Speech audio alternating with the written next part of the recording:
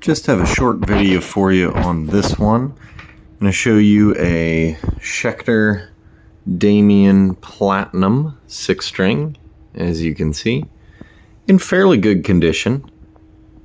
No major complaints, but we're going to show you how to clean up all this gunk and cleaning up those nice active EMGs on there as well. So just a lot of dirt and nastiness and sort of general lack of maintenance, I suppose, would be the answer. And we'll clean up this fretboard as well. You can see there's some spots right there, spots sort of all over the fretboard in general where it just hasn't been cleaned in forever. Sides of these frets, a lot of dead skin and dirt and dust and grime and all that. So we'll get it all cleaned up and see how it looks. Show you a little bit of the process here. We've done just the start on this bottom half. Started to clean it up a little bit. Ended up taking off those knobs because you can see it's pretty gnarly under there. And what we're using is just American Professional guitar polish from Fender, and this is literally just white mineral oil. It's super easy to use. It's very cheap. I think I got this for like $9.99, something like that. Not too bad, and it works well. All you do is spray a bit on your microfiber towel and then buff it in. That's pretty much it. And we'll show you once I get this whole body done, show you how I'm going to take care of these little spots, hopefully. We'll see if it works, and how we clean up these EMGs, although the white mineral oil also does work on the EMGs and it does not harm them. I've been using it forever with no issues. Alright, for some of these little spots, and we'll start right around this bridge post. For the bridge, all we do is we take, I've got this little pick tool, and just an incredibly light touch, because we don't want to risk damaging the finish, even in a spot where we can't see it. And you'll feel the dirt underneath. And just get in there real close to the bridge post. And just very light touch. And this pick, I should notice, or note rather, this tool that I'm using is not sharp really.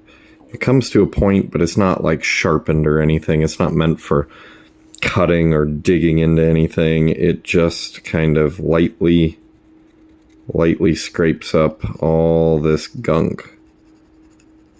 And I think that's pretty good. Here you can see the tool from Husky. I don't know. These are very cheap. You can pick them up at like any hardware store or anything like that. This one actually looks pretty good. You can check out in here. And I can feel it, how it's like crunchy underneath this little tool. And so we kind of work our way into those nooks and crannies a little bit. And under here, of course, you really can't see anything, but still, I want to save that finish. I don't like damaging it if we don't have to. And this one will probably take a little more work. Looking over here, really not terrible.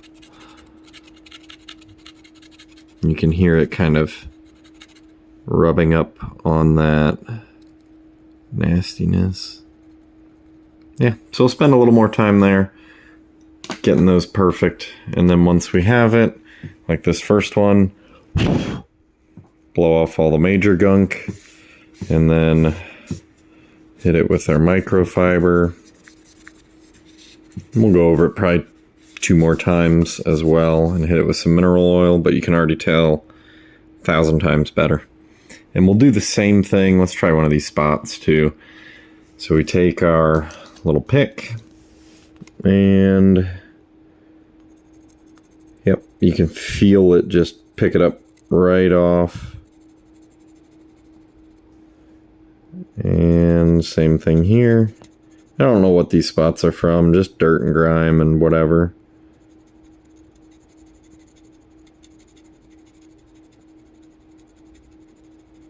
There we go. One more big one.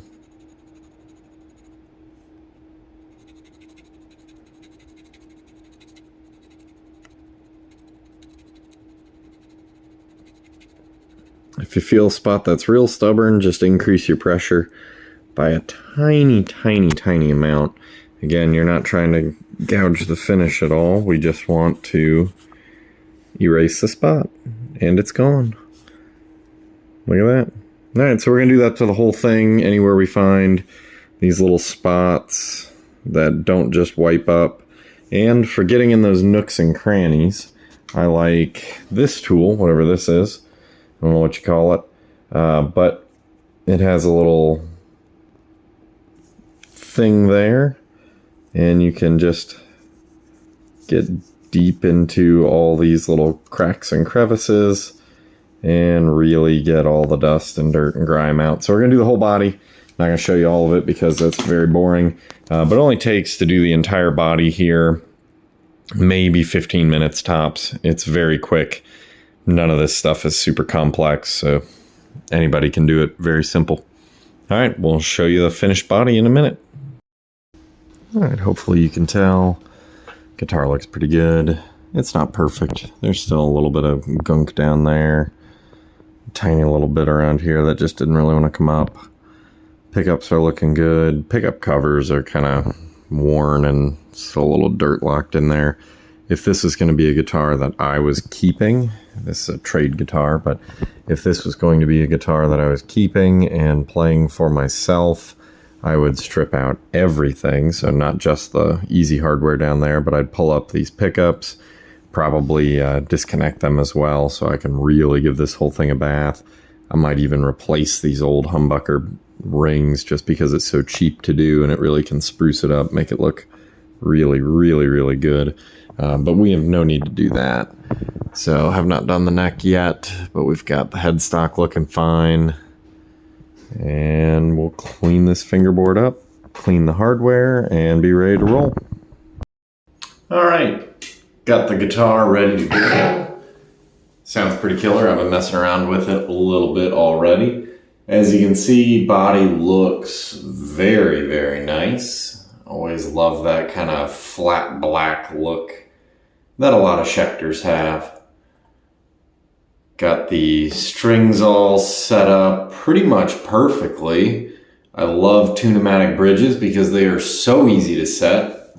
So we got the top string playing right around like 1.2 millimeters and the sixth string here playing at like 1.55 millimeters. It's pretty low. So the action is just killer. Super easy to set these guitars up. Everything looks excellent on it.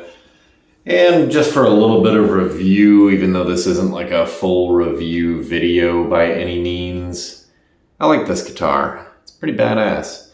The bat inlays, of course, on these Damien Platinum series, they're really nice. I like those a lot. The only things, it's a little loud.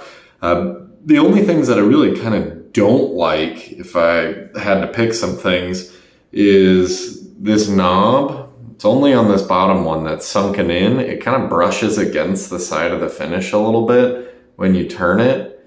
And that's just, I don't know, poor design. Maybe the knob needs to come up a little bit. I might fiddle with that a little. But when it's sitting flush, it brushes. And this knob, the volume, perfect. Switch is just fine. I think really my only genuine complaints cosmetically, this binding, you can see it. It's like that aged yellow look, and I know a lot of people really like that. I'm just not one of those. I think this would look killer with either a silver binding to match the hardware or just a stark white binding. I think that would be cool, but silver would probably be the best. And then as cool as these inlays are, they take time to get used to.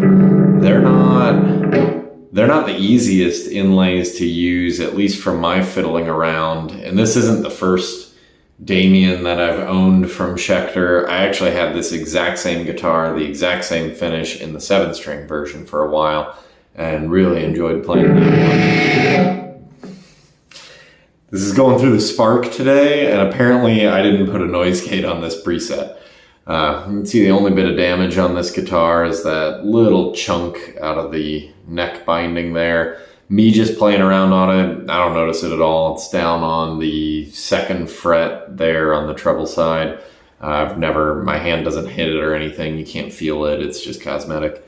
But yeah, that's it. For playability, I just think these bat inlays are a little tough and take a little getting used to. And then cosmetically, I think it would be cool to have a silver binding on here or even a white binding. And then something with this knob. But again, I have the sneaking suspicion that that's my fault. And I probably just should raise that knob up a tiny little bit. And if you don't know how to do that, it's super simple. Down that little hole there, you can see it. It's just an Allen key. Back it out a little bit. You don't remove it all the way. That's your pro tip of the day. Don't pull it out. Just back it out, and then you can move the knob up and down or take it all the way off to clean, whatever, or to switch knobs. Changing knobs also very easy to do. And usually replacement knobs or like cool custom knobs. Like on my Strat, I have wooden knobs with like the Tree of Life on them, which is pretty cool. And I think a full set of those of 3 was like $16. They're super cheap. So easy upgrade that you can do. But we'll play a little bit of this. Again, we're going through the Spark, which is a like very customizable amp that you control from your phone kind of thing. I've just got it on some very generic metal preset right now, but we'll go to a little bit more of a cleaner tone.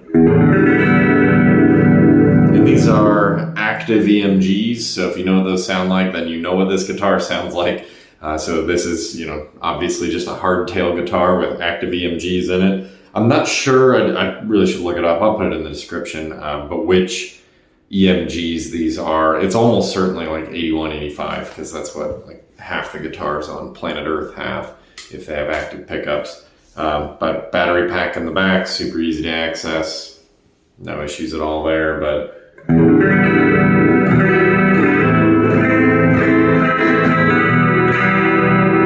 one cool thing I will say about these pickups, and I've always said about EMGs, is they do sound much, much different on the different positions, which I know is the goal. But a lot of pickups that I've played, especially on less expensive instruments, and these run like, I don't know, $500 to $600 retail, but on less expensive instruments like an Epiphone Les Paul or something, a lot of times it's hard to tell exactly what the difference is between the bridge and the neck or the middle. But this, you can. So that first bridge pickup,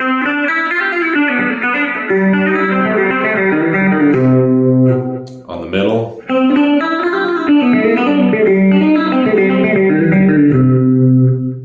thousand times different. It's like you're playing through a glass bottle on the middle, which is really cool. I like that. On the neck,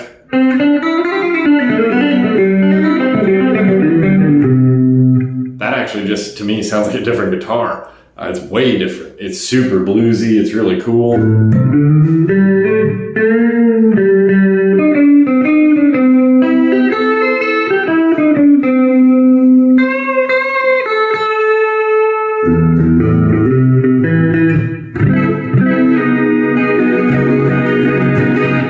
Really like that neck pickup position, but obviously if you're playing one of these awesome Schecter guitars with bat inlays and this blacked out jet black finish, you're probably not playing bluegrass and blues and jazzy type stuff, unfortunately.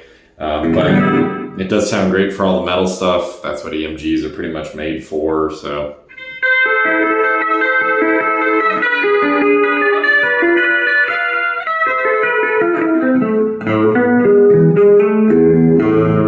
I suck at that riff. It's a Vinnie Moore arpeggio riff that I've just been tooling around on, whatever.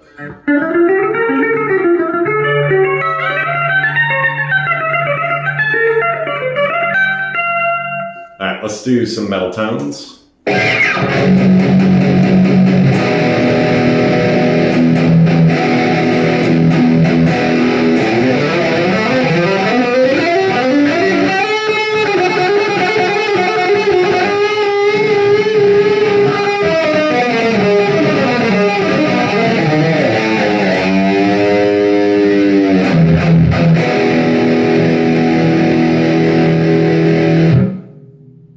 Pretty killer. Preset is, full disclosure, not the greatest preset I've ever made or anything like that. Actually, I think it's a hardware preset built in that I just tweaked a tiny little bit. But that sounds killer. I'll try that Vinnie Moore riff again. But again, that's a really hard riff and I've only been working on it 2 days.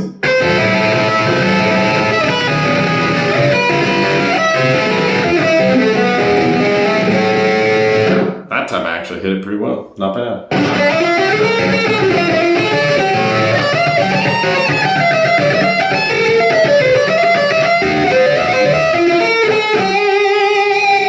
Switched over to a different preset.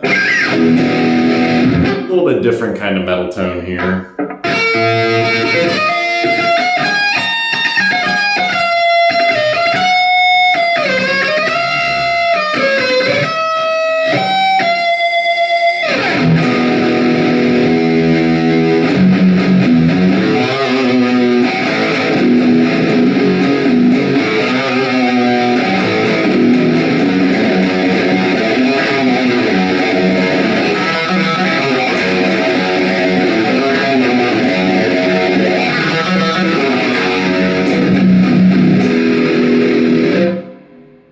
Pretty good. Another, I believe, metal tone. More of like a doomy fuzz stuff.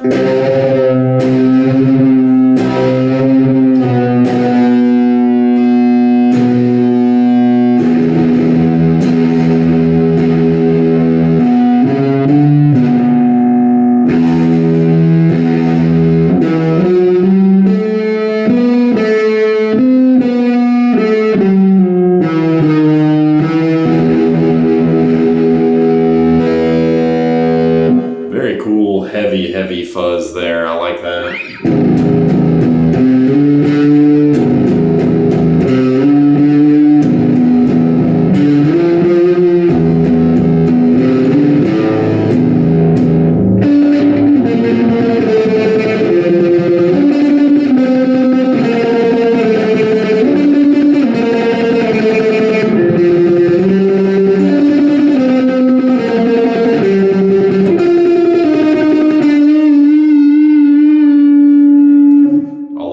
Pickup.